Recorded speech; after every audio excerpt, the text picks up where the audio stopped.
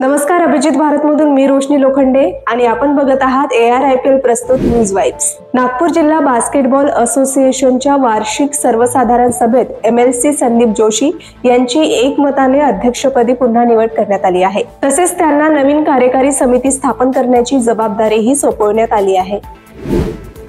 आचार्य देवव्रत यांची महाराष्ट्राचे राज्यपाल म्हणून निवड झाल्यानंतर त्यांचा शपथविधी पार पडला आहे। या शपथविधी सोहळ्याला मुख्यमंत्री देवेंद्र फडणवीस, उपमुख्यमंत्री एकनाथ शिंदे यांच्यासह अनेक मान्यवर उपस्थित होते।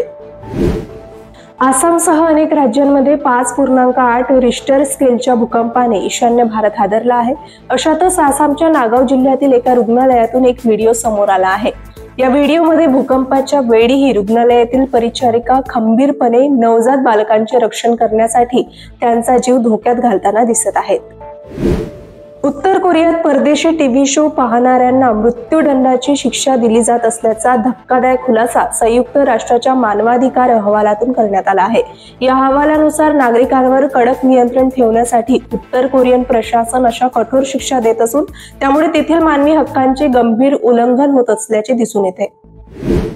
बेकायदेशीर ऑनलाईन बेटिंग प्लॅटफॉर्म्स विरुद्ध ईडीची कारवाई तीव्र झाली आहे। बेटिंग ॲपशी संबंधित मनी लॉन्ड्रिंग प्रकरणात ईडीने बॉलिवूड अभिनेत्री उर्वशी रौतेला आणि मिमी चक्रवर्ती यांना समन्स बजावले आहे। ईडीने उर्वशीला 16 सप्टेंबर रोजी दिल्ली मुख्यालयात आणि माजी खासदार मिमी चक्रवर्तीला 15 सप्टेंबर रोजी हजर राहण्याचे निर्देश दिले आहेत। 2025च्या जागतिक बॉक्सिंग अजिंक्यपद स्पर्धेत जास्मिन लांबोरियाने 57 किलो वजनी गटात सुवर्ण पदक जिंकले आहे। अंतिम फेरीत पोलंडच्या जुलिया झेरेमेटाला विभाजित निर्णयाने पराभूत करून तिने ऐतिहासिक यश मिळवले आहे। जागतिक बॉक्सिंग अजिंक्यपद स्पर्धेत भारताचे हे पहिले सुवर्ण पदक आहे, जे देशासाठी अभिमानाची गोष्ट आहे।